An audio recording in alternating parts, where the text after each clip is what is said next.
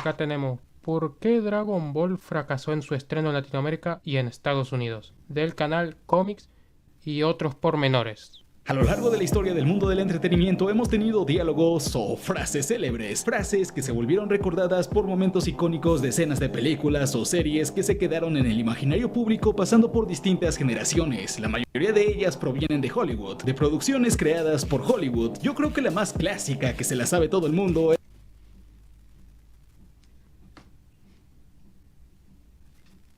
es la de Hasta la vista, baby. una frase emblemática de la cultura popular que estoy seguro la has oído, escuchado, dicho, visto, como sea, porque yo la conozco desde que tengo como 4 años. Sí, la de Terminator de Hasta la Vista Baby, da igual si no viste la película, la dicen en cada serie o película en la que hacen alguna referencia. Más que nada en chistes. Pero hay una que estoy seguro que todos en cualquier parte del mundo la conocen mejor que esa. Sí, la que está sonando en este momento.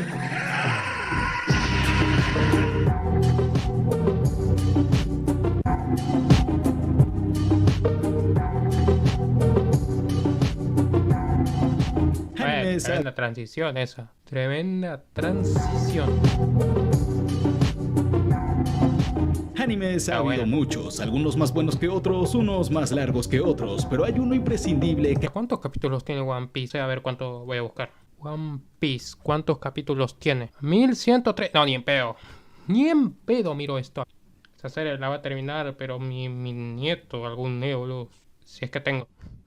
Espero que no. Después de él para crear la misma sensación de emoción y epicidad que derrochaban las aventuras de Goku, pasando de ser un simple niño a convertirse en uno de los personajes más famosos e icónicos de la cultura popular desde los años 90 hasta hoy en día. Pero estuvo a nada de no ser eso, de pasar de ser un terrible fracaso en Latinoamérica y Estados Unidos por su primera emisión, hasta ser prácticamente cancelada por su terrible doblaje. Esta es la historia de cómo Dragon Ball fracasó fuera de Japón, pero cómo a pesar es cierto, aunque no haya visto Dragon Ball, más o menos reconoce la imagen de Goku, o sea, o el nombre, digamos, o sea, es icónico. El manga y el anime son dos de los grandes fenómenos de la cultura japonesa. El manga se creó durante un periodo de apertura económica y cultural en Japón entre 1868 y 1912, siendo el pintor Katsushika Hokusai uno de los mayores exponentes de esta nueva corriente y creador de la palabra manga. Después surgió el anime, que como tal está ligado al manga en ambos ser considerados expresiones narrativas y artísticas en Japón. El anime surgió como forma de hacerle frente al estudio de la animación, medios de comunicación y entretenimiento más grande del mundo desde ese entonces hasta hoy en día.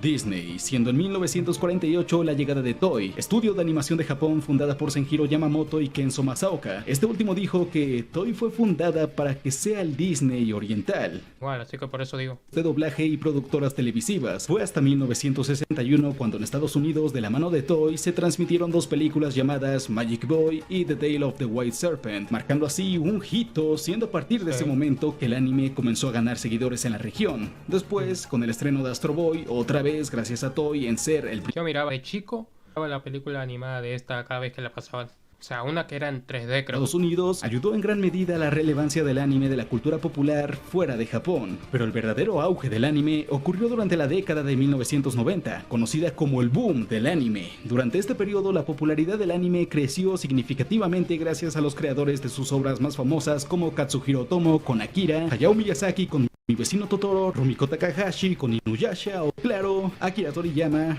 con Dragon Ball. Dragon Ball fue lanzado en 1984. La historia de Dragon Ball estaba fuertemente inspirada en la novela clásica de China Viaja al Oeste, donde conocemos a Sun Wukong, el rey de los monos, quien viajó hasta tierras civilizadas donde encontró al maestro budista taoísta Bodhi. Este maestro lo convirtió en su discípulo. Bodhi le enseñó a hablar, le enseñó las costumbres humanas, las artes marciales y ciertas artes místicas. Viendo la disciplina y destreza que mostró el mono, le otorgó el nombre de Sun Wukong.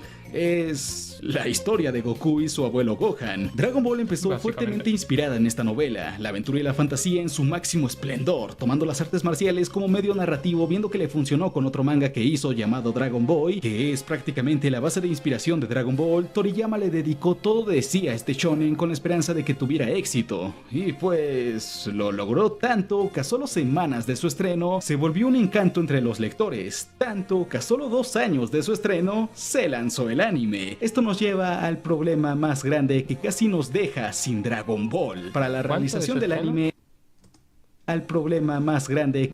2 años de su estreno, A 2 años. se volvió un encanto entre los relativamente poco. lectores, tanto que a solo 2 años de su estreno se lanzó el anime. Bastante Esto nos poco. lleva al problema más grande que casi nos deja sin Dragon Ball. Para la realización del anime, el estudio Toei Animation, subdivisión de Toei, bajo el control creativo de Toriyama, se juntaron para el cast de voces. Gracias a Toriyama llegó Mayumi Tanaka para Krillin y Masako Nozawa para Goku. Así, el 26 de febrero de 1986 comenzó a transmitirse Dragon Ball por primera vez en Japón en el canal Fuji Television. Al igual que el manga, se volvió un rotundo éxito y pensarás que enseguida fue distribuido para todo el mundo, pues no llegó ni 1, ni 2, ni mucho menos 5 años después al A ver, mundo así no entero. funciona Dragon Ball llegó al mundo casi 8 años. La cosa es... Bueno, a ver, así no funciona la cosa de que sale y ya automáticamente tienen que ponerlo en español. Pero compra un estudio de doblaje eso, que hace el doblaje evidentemente y ahí ya en quién lo pone. De él.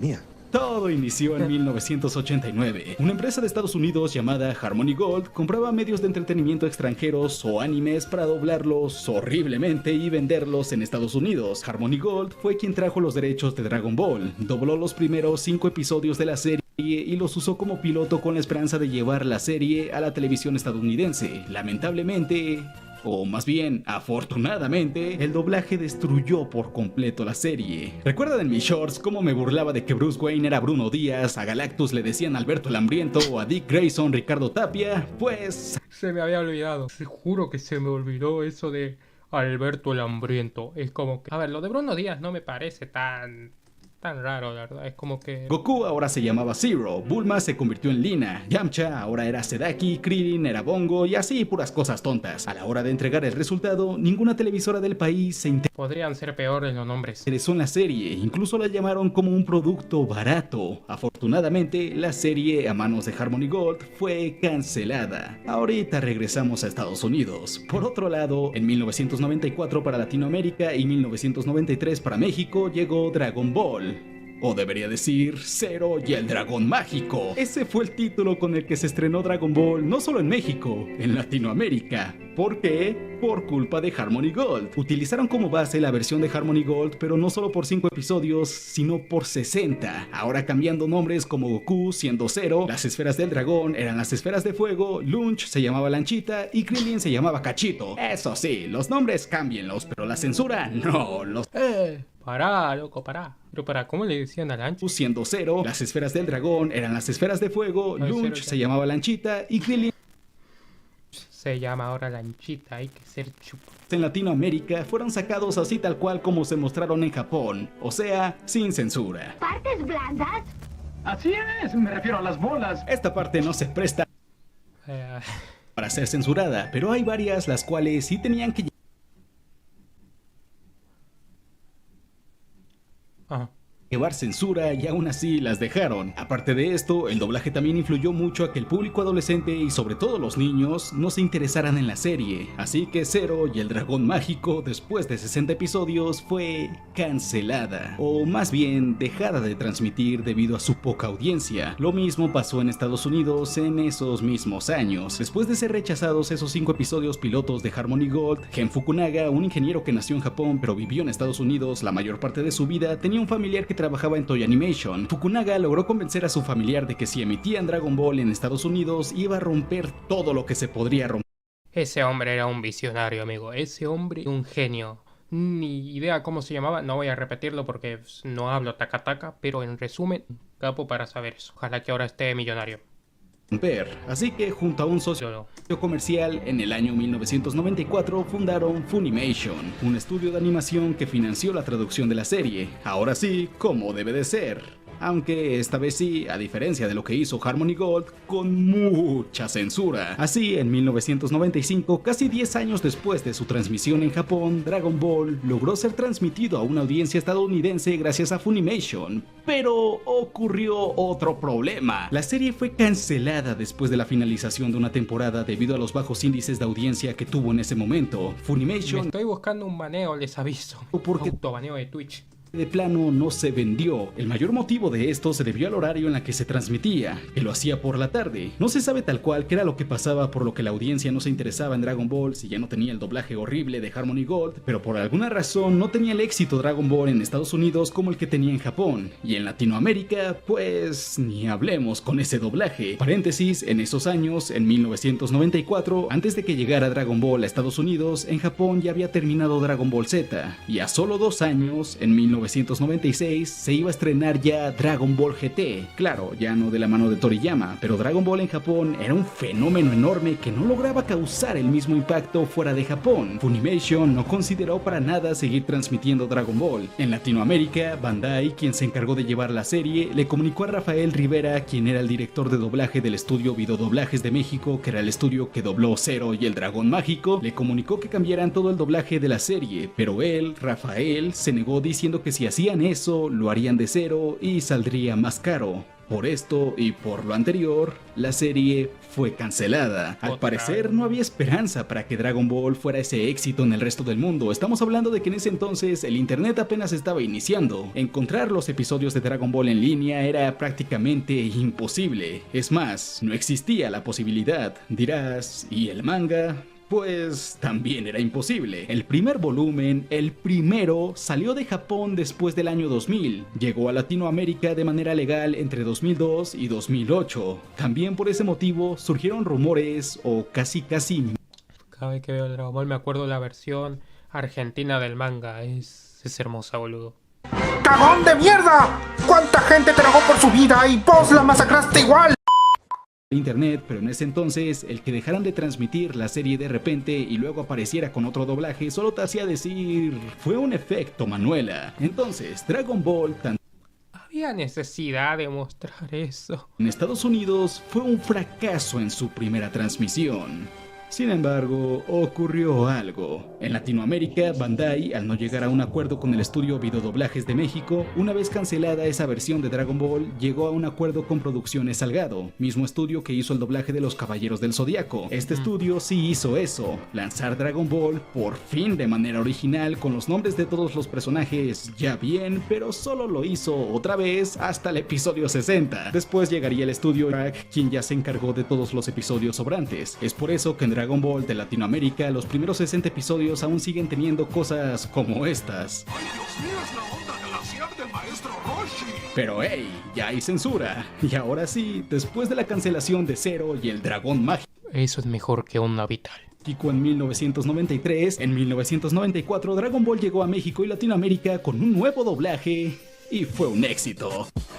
En Latinoamérica se transmitieron los 444 episodios que integraban Dragon Ball y Dragon Ball Z. En México, gracias al éxito que tuvo Dragon Ball, Televisa se involucró más en la publicidad de la serie y se hizo de los derechos de la continuación, Dragon Ball Z. Como tal, Dragon Ball sí estaba siendo transmitida por el Canal 5, pero gracias a que Televisa tuvo todos los derechos de Z, pues debido a que no censuró la violencia como está censurada hoy en día, se encargó de llevarlo al éxito que todos conocemos aquí en México. Sí, aunque la regresaran siempre a la saga Saiyajin, dejando inconclusa la saga de Freezer y la de Buu, aún así tuvo éxito. Dragon Ball Z fue un éxito, sea cual sea el horario en la que fuera transmitida, al menos en México. Así, Latinoamérica, después de casi 10 años de ser emitido por primera vez en Japón, al fin logró que Dragon Ball fuera un éxito. Cosa que no pasó en Estados Unidos. Vamos a regresarnos unos momentitos. Con el fracaso que fue Dragon Ball... A ver, yo vi algo de Dragon Ball en la versión de Estados Unidos y es como que, a ver, le cambian la música y los diálogos, es como que norteamericano, digamos, como que le agarraron demasiado.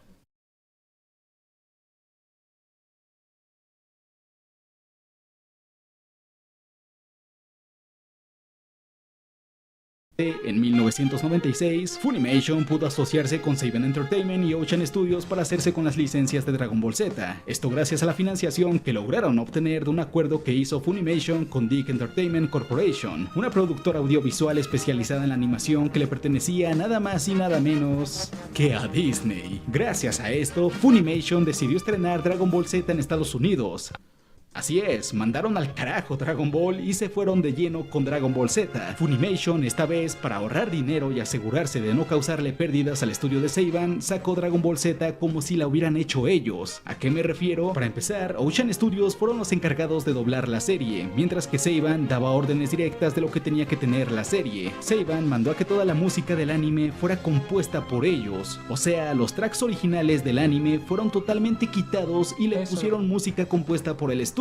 Esto para no pagar regalías a Toei Animation. Es bien sabido que a diferencia de Dragon Ball Z tiene más momentos de violencia y sangre. El estudio, con miedo a que el rating de la audiencia baje, pues censuraron mayor parte de eso. Las reglas del estudio Seiban eran estrictas debido al fracaso que tuvo Dragon Ball en un principio, al punto de que incluso todas las muertes de los personajes no fueron tratadas como muertes tal cual. Goku al morir tiene el aura que todos conocemos, o el arito ese, pues al parecer los de Estados Unidos no lo conocieron porque Goku no tenía un aro, sino un puntito. Aparte de eso, decían que los personajes no morían, se iban a otra dimensión. Chaozu latched onto Nappa in an attempt to escort him personally to another dimension.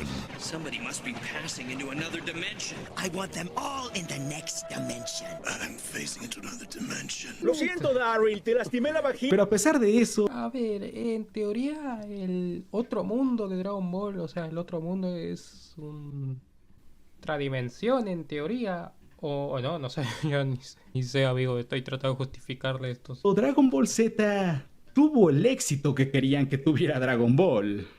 Bueno, más o menos. Para empezar, la distribución de Z, a diferencia de Dragon Ball, la hicieron por la mañana. La decisión de esto se tomó estratégicamente aprovechando el interés en series de superhéroes que se emitían en esas horas, siendo la de Mighty Morphin, Power Rangers y las Tortugas Ninja series que ayudaron a hacer destacar a Dragon Ball Z, pero Funimation, al recibir críticas por todo lo anterior, la censura, los diálogos extraños que tenía la serie, a solo 2 años de emisión, en 1998, dejaron de transmitir la serie. Esto porque Funimation se separó de Seiban Entertainment y Ocean Studios porque creían que no estaban explotando Dragon Ball Z a su máximo esplendor. Veían el éxito que estaba teniendo en el resto del mundo, incluso en Latinoamérica, pero no lo estaba teniendo en Estados Unidos. Así que cancelaron la serie justo en la saga de Freezer, precisamente cuando Goku mata a Ricom. Pasó el tiempo y Funimation se asoció con uno de los canales de TV de paga más grandes de Estados Unidos, Cartoon Network. En un principio solo se transmitía la serie hasta el momento en donde Goku mataba a Rikum, porque ya no había más episodios doblados. Funimation se tuvo que arriesgar financiando el propio doblaje y no solo eso, tuvieron que rehacer los temas musicales para ahora no darle regalías a Seiban, mientras que a la par Cartoon Network le daba todo el marketing y la publicidad posible a Dragon Ball Z porque sabía que lo que tenían era oro puro, y vaya que nos equivocaron. En 1998 así llegó Dragon Ball Z por fin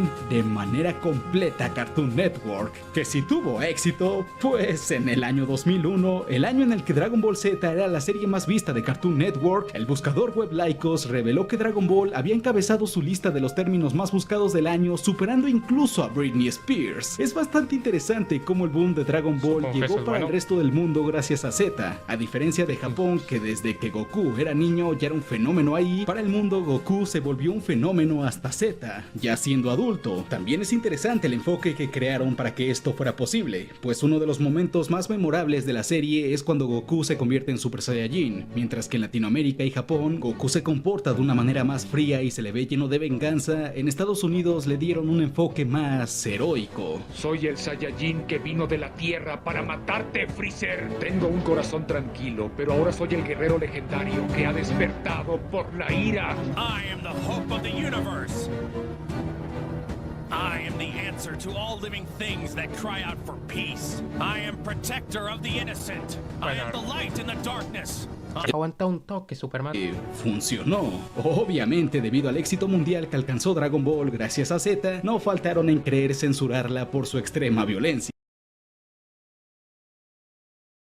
Cuando Toriyama dejó de escribir el manga de Dragon Ball Z, que fue en el año 1996, había escrito casi 9000 páginas en total sobre las aventuras de Goku. La saga original se adaptó en anime sumando un total de 156 episodios que le dieron un éxito mediático impresionante en Japón. Fue la razón por la que trataron de llevarla fuera de Aunque ya vimos que fracasaron en su primer intento, el éxito fue adaptar Dragon Ball Z, que a diferencia del mundo, en Japón llegó desde abril de 1989 y se transmitió hasta enero de 1996. Hasta el momento hay más de 20 películas de Dragon Ball y casi 50 videojuegos basados en personajes que creó Toriyama. Volvió a replicar el mismo éxito mediático o incluso uno mayor cuando se estrenó la saga del Torneo del Poder de Dragon Ball Super. A nosotros casi nos demandan, no es para menos el éxito que creó Akira. Nos dio a un protagonista que demostró que grande es aquel que está dotado de gracia, nobleza, sencillez. Oye, es cierto, en las plazas transmitieron el último capítulo de Dragon Ball. Y destreza, mientras que con los demás personajes, cada uno gozaba de un carisma y una caracterización que sea como sea te terminaban encantando, especialmente tú, maldito cachito. Mientras que tú, Akira, demostraste que el arte no se vuelve arte por lo profundo y complejo, sino por la belleza de dejar huella sobre alguien que ya es grande cuando era pequeño. Gracias por todo.